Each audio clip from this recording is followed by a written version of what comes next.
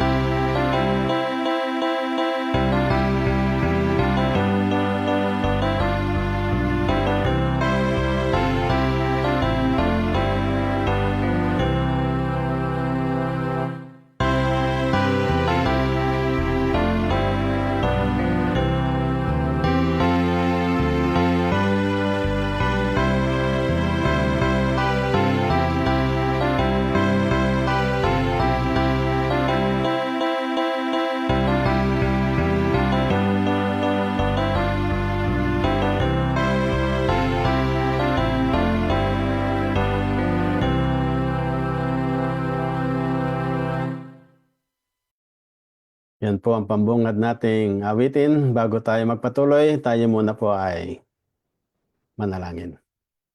Mahal naming Diyos, sa oras na ito, narito po ako muli, ang inyong lingkod na nagnanais na ibahagi ang inyong pabalita ng pag-asa sa aming mga kaibigan na nandito nanonood sa Facebook Live. Maraming salamat, Panginoon, sa pagkakataong ganito na kahit kami malayo sa isa't isa, ay mayroong chance kami na makapakinig ng inyong salita. At ako'y dumadalangin na nawang kung sino man ang mga nanonood sa ngayon, pagkaloob sa bawat isa, ang inyong pag-ibig, ang inyong pagpapala, At ganun din ang inyong mensahe ng pag-asa sa oras na ito. Sa pangalan ng Panginoong Hesus. Amen. Welcome kay Ate Belma. Malabanan Hiponya, aking mahal na pinsan sa panonood mo ngayon. At ganun din kay Ellen Osorio. Sister Ellen, kumusta na diyan sa Rojas, Mindoro, sa San Mariano? Regards sa ating mga kapatiran diyan, sa lahat ng Osorio family. Ganun din sa Avalos family, sa ating mga kapatid sa San Mariano at sa distrito. Na last district ko diyan. So regards to all and thank you for watching tonight. I'll just read those messages later. Basahin ko na lang pamaya yung mga message ninyo. Basta mag-message lang kayo. Kaya kung kayo mayroong mga prayer request, ay pwede kayo mag-prayer request at i-type dito. At aking isasama sa prayer pamaya. Okay, so sa oras na ito ay nais kong bahagi sa inyo ang isang pabalita na napapanahon at samantalang ito ay pabalitang kalilipas lang ng Pasko ay ating malalaman ang kung ano nga ba ang mga propesiya, mga hula tungkol kay Jesus. Ito po ang The Message of Hope, 7:30 dito sa Vancouver. At dyan sa atin ay 11:30. Welcome po. Last week, atin pong pinag-aralan na may kinalaman sa indestructible hope o yung di nasisirang pag-asa.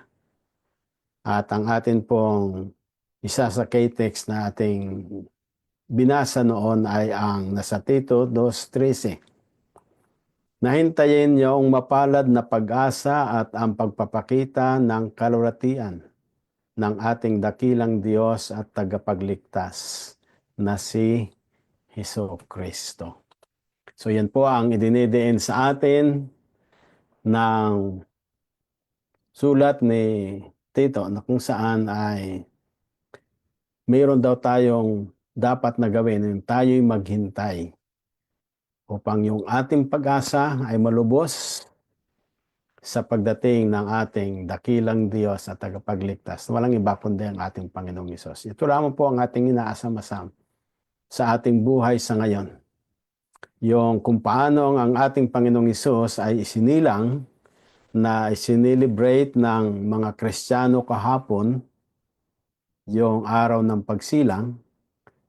Pero ayon sa mga nag-aaral o nag-aral ng kasulatan, ay hindi talaga December 25 ang kanyang birthday. Ganun pa man, hindi naman mahalaga yung araw, kundi ang esensya ng ipinanganak ang ating Panginoong Hesus. At ang diwa nito ng pagmamahalan, ng pagbibigayan, ng pagpapatawaran, mga diwa na kung saan ay mahalaga para sa ating dapat ay ipamuhay natin.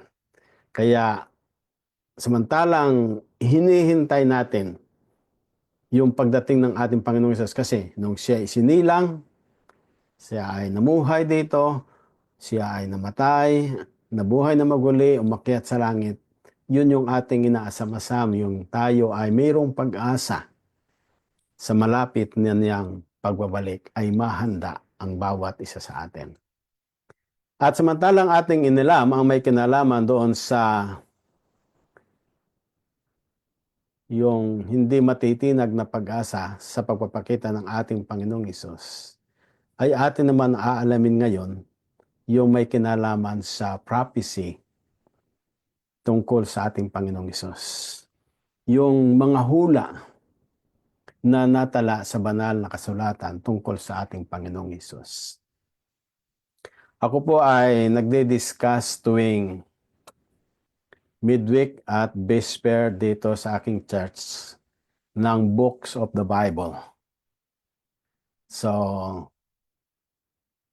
mula Henesis, na-discuss ko na Henesis hanggang naandun na tayo kay Ezra at kay Nehemiah. So, sa bawat pagbibigay ko ng mga aklat, aking binibigay yung anong mga talata doon sa ganung aklat ang nasulat patungkol sa ating Panginoong Hesus, sa mga propesiya tungkol sa ating Panginoong Hesus. Subalit sa gabing ito ay aking ibibigay sa inyo yung mga ilan lamang dahil sa doon sa 66 books, lalo't higit doon sa 39 books ng Old Testament, ay nahula dito, kumakatawan dito at idinidin tungkol sa ating Panginoong Hesus. So, dito sa Old Testament ay sinipi ko lamang yung mga ilang bagay na nagpapatunay na ang ating Panginoong Hesus ay isinilang sa lupang ito upang bigyan tayo ng pag-asa. At yun yung ating inaasam. Na dito sa ating pinag-aralan o pag-aaralan, yung mga hulang ito, ay papansinin natin dito sa unang talata. Isaiah chapter 9 verse 6. For to us a child is born, to us a son is given, and the government will be on his shoulders, and he will be called Wonderful, Counselor, Mighty God, Everlasting Father, Prince of Peace. So dito ay makikita natin na kung ating itatagalog po ay sapagkat sa atin daw po ay isinilang o pinanganak ang isang bata. Sa atin ay binigay ang isang anak na lalaki. At ang pamamahala ay maaatang sa kanyang balikat, maibibigay sa kanya. At ang kanyang pangalan ay tatawaging Kamangha-mangha, Tagapayo, Makapangyarihang Diyos, Walang Hanggang Ama, Pangulo ng Kapayapaan o Prinsesa o Princess, Prinsipe ng Kapayapaan. So kung ating mapansinin, mga minamahal na mga kaibigan, mga kamag-anak dito, ay ito yung kung saan ay pinatunayan ng banal na kasulatan na ibinigay ang ating Panginoon Jesus. Bagaman si Propeta Isaias around 500 plus years before Christ, siya ay naghula ng hulaan na ito, pero nagkaroon ng katuparan. At sinabi pa nga ni Juan sa kanyang sulat, doon sa Juan 5:39, and these are the scriptures that testify about me. So ang ating Panginoong Hesus ay nagsaad o nagsabi sa sulat ni Juan na ang mga kasulatan ay nagpapatotoo tungkol sa Kanya. Alin po ang kasulatang tinutukoy dito ng ating Panginoong Hesus na nagpapatotoo tungkol sa Kanya? Sapagkat sa panahon ng ating Panginoong Hesus ay wala pa yung New Testament. So maliwanag na ang nais niyang idiin ay yung Old Testament, yung scriptures, mula Henesis hanggang Malakay, lahat ng mga naandoon ay nagpapatotoo tungkol sa Kanya, tungkol sa ating Panginoong Hesus. Kaya nga po aking nabanggit kanina na doon sa ating pag-aaral at akin kayo ring inaanyayahan tuwing midweek at bisper, anytime na ako ay mag-share ng books of the Bible ng ating pag-aaral, ay doon masumpungan natin yung mga sipi tungkol sa ating Panginoong Hesus. At dito'y pinatunayan ng ating Panginoong Hesus na ang mga siping ito ay nagpapatotoo sa Kanya. At alin-alin pa po yon kung ating papansinin dito, katulad ng 4 na bahagi na nakatala dito, makita ninyo sa screen, yung kapanganakan ng ating Panginoong Hesus, the place of His birth, the manner of His birth, His betrayal, and the manner of His death. So kung ano man po yung sa 4 na ito, na bumubuo yung mga hula tungkol sa ating Panginoong Hesus na inihula doon sa Old Testament. Halimbawa po, sa place of his birth. At makikita niyo dito rin, bago yan, sabi dito, sa Isaiah 7:14, yung manner of his birth. Behold, the virgin shall conceive and bear a son, and shall call his name Emmanuel.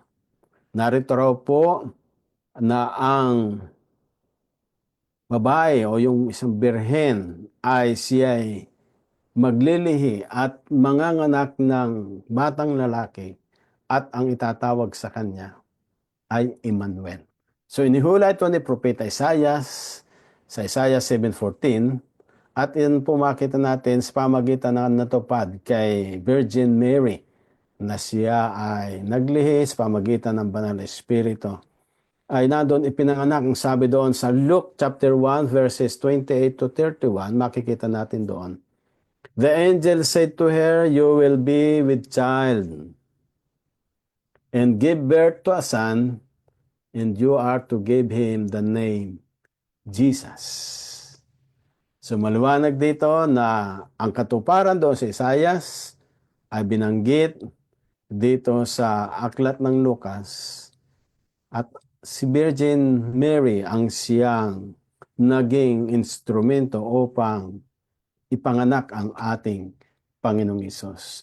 Ang sabi pa po doon sa aklat na Mateo 1:21, she will give birth to a son, and you are to give him the name Jesus, because he will save his people from their sins.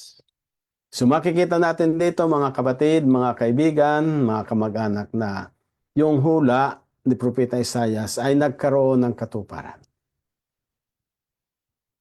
At sa pamagitan ng Banal na Espiritu, ang ating Panginoong Hesus ay isinilang mula doon sa sinapupunan ni Maria. Tatawagin siyang Hesus dahil ang layunin ay sabi doon, sapagkat ililigtas niya ang kanyang bayan sa kanilang mga kasalanan. Doon tayo nagkaroon ng pag-asa. Sapagkat ang tao nang magkasala, alam natin na ang kabayaran ng kasalanan sang-ayon doon sa Roma 6:23 ay kamatayan. Datapwat ang buhay na pangako ng ating Panginoon ay ipagkakaloob niya mula sa ating Panginoong Hesus. Kaya nasulat po ito, natatag ito sa bawat isa sa atin. At alam natin kung paanong ang ating Panginoong Hesus ay narinig natin yan sa mga lalo tigit kalilipas na ng Pasko. Kung paanong si Maria at saka si Jose, nung sila ay pumunta doon sa Bethlehem, ay wala silang masumpungang anumang pwedeng panganakan para sa ating Panginoong Hesus, kundi doon lamang sa available na sabsaban. At doon ay isinilang ang ating Panginoong Hesus. Hindi siya isinilang sa isang marangyang lugar, kundi doon sa isang simpleng lugar na pinanganak siya upang ipahayag ang kanyang kasimplihan at ang kanyang kadakilaan ay hindi nahayag doon sa mga mararangya, kundi sa simpleng sabsaban isinilang siya, sapagkat ang sabi doon din sa sulat na isinulat ng lingkod ng Diyos doon sa Numbers 24 verse 7, there shall come a star out of Jacob. At itong star na ito ang siyang naging palatandaan ng mga nag-aral ng scripture o ng kasulatan na mayroong Mesiyas na darating. Kahit yung mga nandoon sa mga parang na mga nagpapastol ng tupa ay nakita nila ang star na ito. Ang tatlong mago na siyang naging gabay nila ang star na ito upang hanapin nila kung nasaan ang Panginoong Hesus. Kasi itong mga magi na ito ang siyang mga naging instrumento ng ating Panginoon at nag-aaral kung paanong ang sabi ng sulat ay mula doon sa kay Jacob ay yung bituin o yung star ay ipanganganak o nandoon siya magiging palatandaan. At ang sabi pa doon ay sa Bethlehem, ayon sa Micah 5:2, Bethlehem, out of you shall come forth to me the one to be the ruler in Israel. At itong mga mago na ito, Magi, sa kanilang pag-aaral, alam nila na doon ang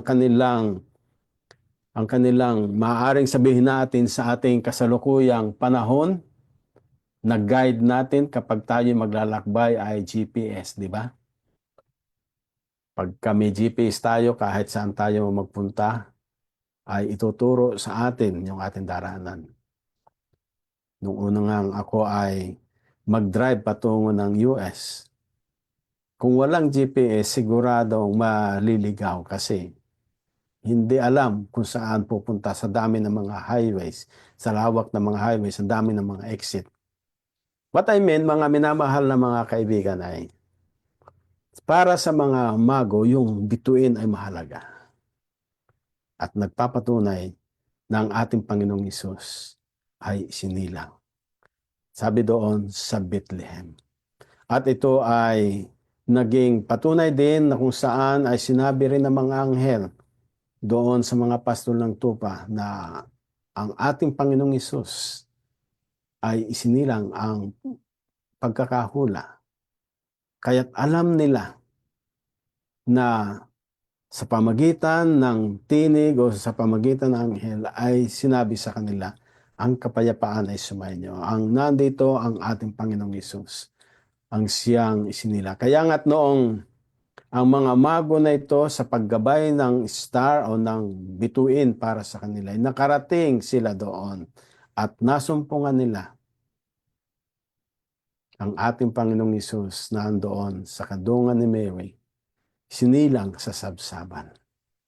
Opo, mga minamahal na mga kaibigan, mga kapatid, ang sabi doon ng hula sa Mateo 2:9-11, after they had heard the king, they went on their way, and the star they had seen when it rose went ahead of them until it stopped over the place where the child was. When they saw the star, they were overjoyed. On coming to the house, they saw the child with his mother Mary, and they bowed down and worshiped him. Then they opened their treasures and presented him with gifts of gold, frankincense, and myrrh. So mapapansin natin dito, mga minamahal na mga kaibigan, doon sa tala ng banal na kasulatan ay itong tatlong mago na ito ay nakarating sa pamagitan ng pagsubaybay nila doon sa star. May dala-dala silang mga gifts. Kaya't ang simbolo ng pagsilang ng ating Panginoong Hesus ay sinabi dito na bagaman ang ating Panginoong Hesus ay regalo rin para sa atin, di ba? Sabi doon sa John 3:16, for God so loved the world that He gave. So, ibinigay sa atin, regalo. Ganon din ang tatlong bagong ito. Meron silang regalo para sa ating Panginoong Hesus. Later on, ating pag-aaralan kung ano ang simbolo ng mga regalong ito, yung gold, frankincense, and myrrh. Mayroong pakahulugan ito sa ministeryo ng ating Panginoong Hesus. Ang nais ko lang itin dito ngayon ay yung esensya ng mayroong gift na binigay. Kaya nga tayo ay maaring nakatanggap ng mga regalo kahapon. Ano? Doon sa mga mayroong nag-attend ng Christmas party, mayroon tayong mga natanggap na mga regalo. So yun yung esensya, katulad noong yung Christmas Eve, mayroon din kami yung family together namin, ay mayroon din kaming exchange gift. Para simbolo ng kasiyahan, ng kung anuman yung hindi mahalaga yung kung gaano kamahal yung pagkakabili, kundi yung simbolo ng pagbibigayan. Kaya dito idinidiin sa atin na sinabi doon sa banal na kasulatan nito na sila ay nangagkaloob ng regalo. At ang sabi pa doon sa pagkapatuloy ay, Jesus' life reveals His identity. Sa buhay daw ng ating Panginoong Hesus, ay kanyang ipinahayag kung ano yung pagka-identify sa kanya. Kung ano yon. Una, na dito mapansin natin sa sinabi ng ating Panginoong Hesus, the Lord has anointed me to preach good tidings to the poor, heal the brokenhearted, to proclaim liberty to the captives, and the opening of the prison to those who are bound, to proclaim the acceptable year of the Lord, to comfort all who mourn. Sumapansin natin dito mga minamahal ang pagkakasabi ni Propeta Isaias patungkol sa magiging buhay ng ating Panginoong Hesus. Siya ay magtuturo upang ibigay ang mga mabubuting aral, kanyang gamutin yung mga taong nalulumbay o mayroong mga karamdaman doon sa mga taong sila ay mga nakabilanggo, ay bibigyan sila ng kalayaan. Lalo tigit sa atin na tayo nakabilanggo sa rehas ng kasalanan. Yung bang meron tayong inclination to commit sin. Tayo'y nakahilig doon sa paggawa ng kasalanan. Yun yung ating likas. Ngayon ay parang nakabilanggo tayo doon. Nandito ang ating Panginoong Hesus ang magpapalaya sa atin. Kaya nga ito'y inihula ni Isaias at tinupad ng ating Panginoong Hesus. At sa kanyang buhay ay nahayag ang mga bagay nito. Nang sabi doon ay siya ay nagpagaling ng mga may sakit. He healed. Siya ay nagpatawad. He forgave. Sabi pa doon ay siya ang nagbigay din naman ng buhay. He raised the dead. Halimbawa katulad ni Lazaro. Si Lazaro ay namatay na kailang araw na doon sa libingan pero binuhay muli siya ng ating Panginoong Hesus. Simbolo na siya ay nagbibigay ng buhay para sa atin. Kaya nga't makikita natin sa propesiya tungkol sa ating Panginoong Hesus ay nahayag sa kanyang buhay ang katuparang ito. Prophecies fulfilled at the end of his life too. Even at the end of his life, inihula rin ito nang sabi niya doon ay sa Psalms 41 verse 9, even my close friend whom I trusted, he who shared my bread has lifted up his heel against me. Sinulat doon sa Psalms 41 verse 9 at ito ay natupad nang nandito si Judas Iscariote na kanyang ipinagkalulo ang ating Panginoong Hesus. Nang sabi doon sa Zechariah 11, 12 and 13 also, so they weighed for my price 30 pieces of silver, and I took the 30 pieces of silver and cast them to the potter in the house of the Lord. So yung 30 pieces of silver na nahayag mula sa sulat ni Prophet Zechariah, ito ay naging katuparan ng ipinagkanulo ni Judas Iscariote ang ating Panginoon Jesus. Alang-alang doon sa 30 pieces of silver din. Kaya nga, prophecy is precise. The amount, the result, and the place was given and it was fulfilled. At dito idinidiin din sa atin sa Mateo 27:5 at 7. And they cast down the pieces of silver in the temple and departed. And they took counsel and bought with them the potter's field to bury strangers in. So yung sinulat ni Isaias, yung sinulat ni Zechariah, at doon sa Psalm ay natupad dito sa Mateo 27. Ano pa po ang idinidin dito sa bandang huli ng buhay ng ating Panginoong Hesus? Sabi doon, I offered my back to those who beat me, my cheeks to those who pulled out my beard. I did not hide my face from mocking and spitting. Isaiah 50 verse 6. Ito po ay natupad rin sa huling buhay ng ating Panginoong Hesus sa kanyang paghihirap bago pa siya ipako sa cross, kung paano siya ay inalimura ng mga tao, dinuraan ng mga tao, talagang hinama. At dito ay ito inihula at nagkaroon ng katuparan. Sabi doon sa pagkapatuloy kung paanong ito po ang mga slides nito ay nagpapatunay ng karanasan ng ating Panginoong Hesus bago siya ipako sa krus. Sa Psalms 22 verse 16, they pierced my hands and feet. Sa Psalms 22, ito po ay hinula na kanila raw pong tinusok yung kanyang mga kamay at mga paa, simbolo ng siya ay ipinako doon sa cross. Zechariah 12:10, they will look on me whom they pierce. Kung samantalang siya ay nakapako na doon at nasumpungan nila na talagang siya na yung Mesiyas, mga tao ay namangha sa kanya.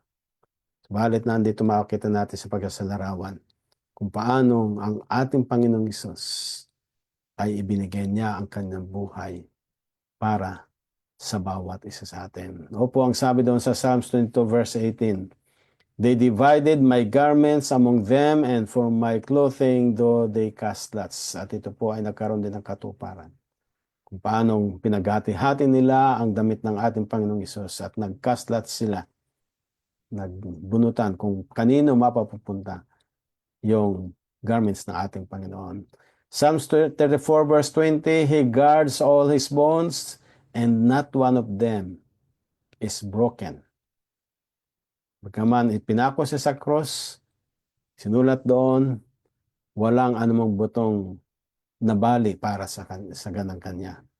Ang sabi doon sa pagpapatuloy, then the soldiers came and broke the legs of the first and the other who was crucified with him.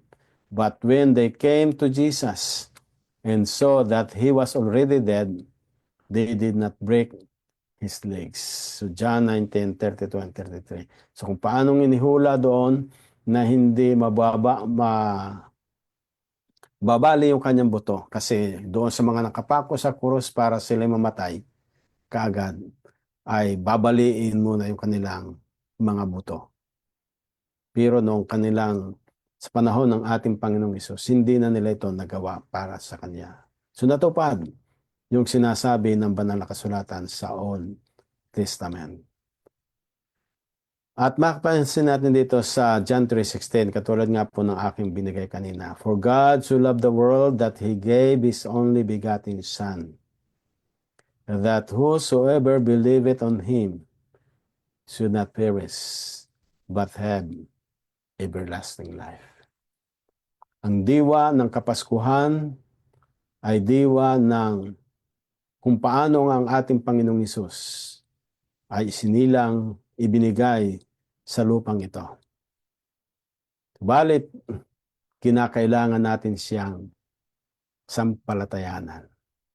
Ang sino man daw sumampalataya sa Kanya ay hindi mapapahamak kundi magkakaroon ng buhay na walang hanggan. Mga kaibigan, mga kapatid, mga kamag-anak, saan man kayo naroroon, ang mensaheng ito ay mensahe ng pag-asang ang ating Panginoong Hesus ay binigay sa atin na hula sa banal na kasulatan sa Old Testament. At ito po ang katuparan nito. Sampalatayanan natin siya. Ang sabi pa doon sa pagpapatuloy ng mga pag-aaral natin sa mga slides na ito,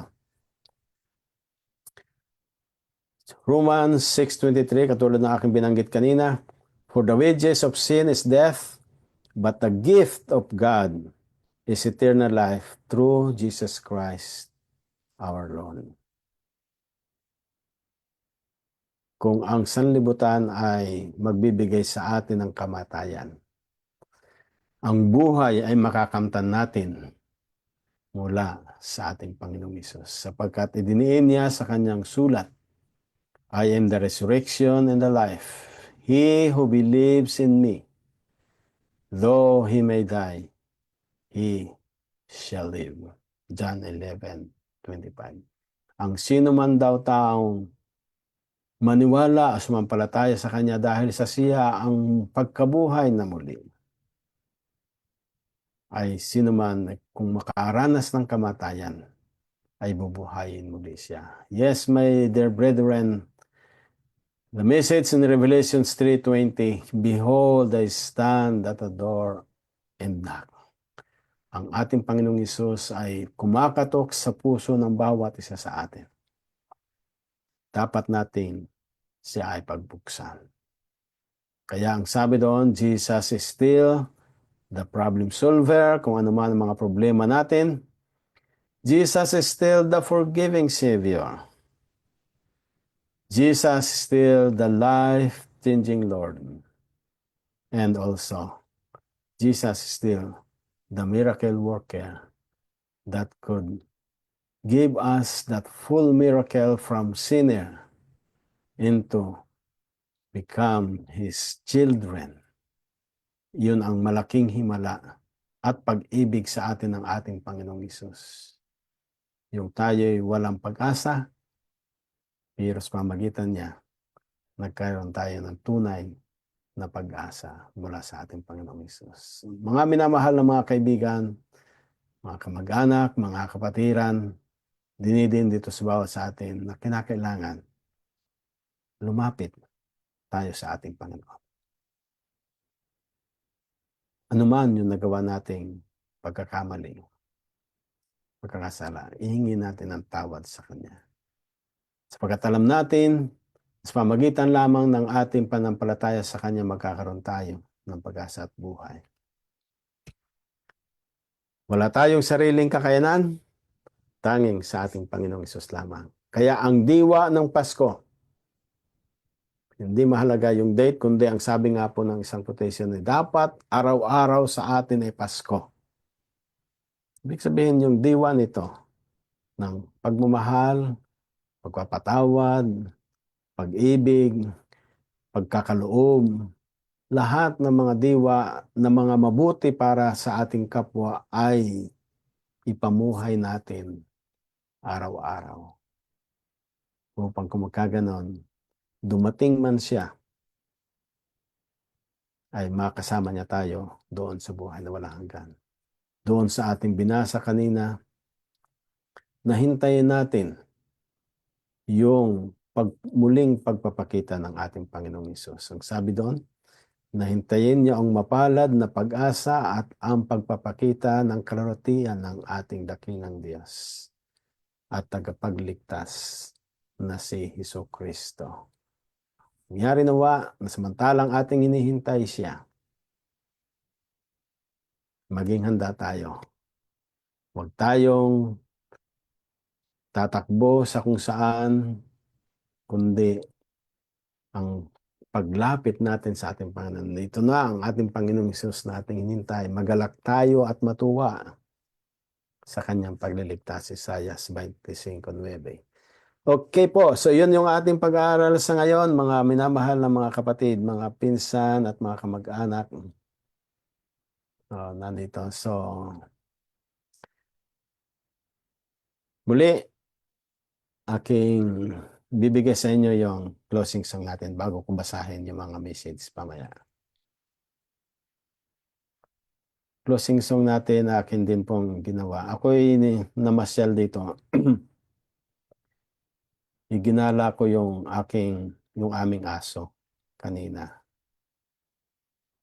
Nakakita ko ng isang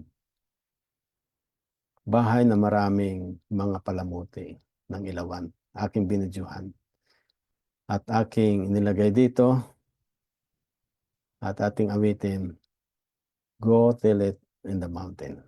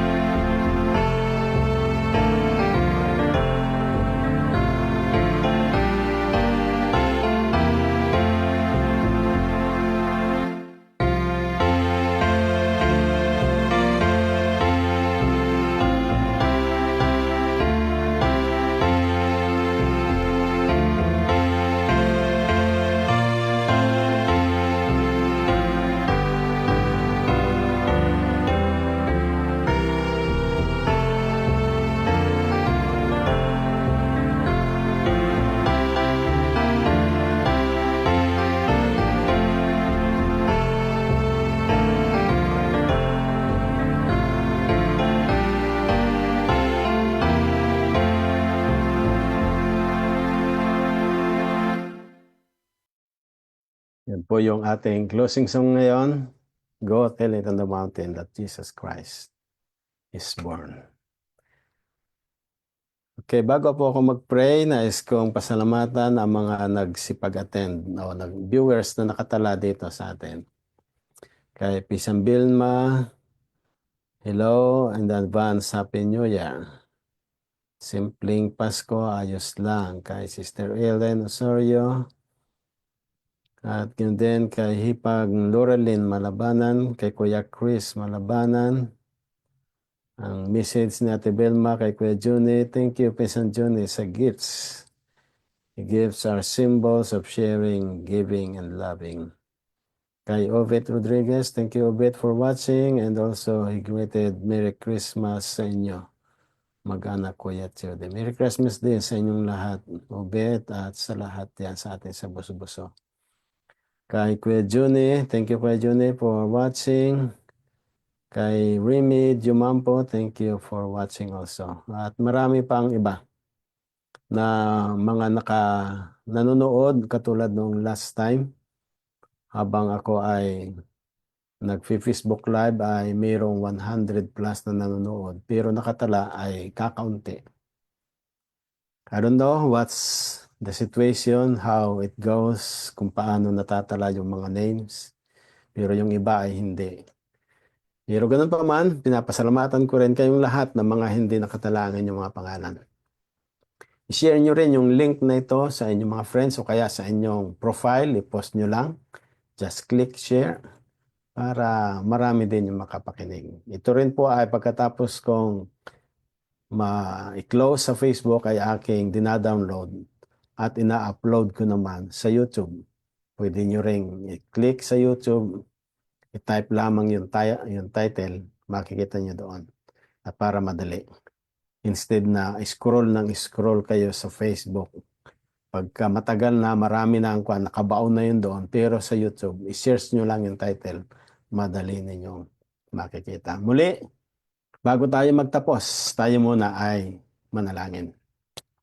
Mahal naming Diyos, maraming salamat pong muli sa inyong pagkakataon na binigay sa akin na makapagbahagi ng inyong pabalita, ang mensahe ng pag-asa sa mga tao, sa mga kaibigan na nandito sa Facebook Live, ang aking mga kamag-anak, mga kapatiran sa church, saan man silang dako naroroon, nawa Panginoon ang mensahe na aking ibinahagi sa kanila.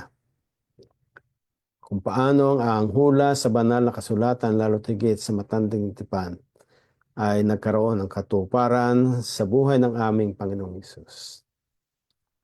Siya ay isinilang sa lupang ito upang magbigay ng pag-asa at buhay sa bawat isa.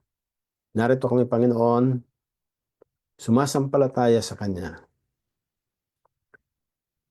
Binibigay ang aming buhay at kami dumadalangin na tulungan niyo kami sa pamagitan ng kapangyarihan ng Banal na Espiritu na maging handa upang kung dumating ang aming Panginoong Hesus, makita namin siya sa lapap ng mga langit, ay hindi kami tatakbo sa mga yungib o sa mga bato o sa mga bundok upang magtago, kundi kami ay haharap na sasabihin namin, narito ang aming Panginoong Hesus, ang aming tagapagligtas. Matutuwa kami at magagalak sa kanyang pagliligtas. Mahal na Diyos, tulungan po ninyo ang bawat isa sa amin na kami ay laging maging handa sa inyong malapit ng pagdating.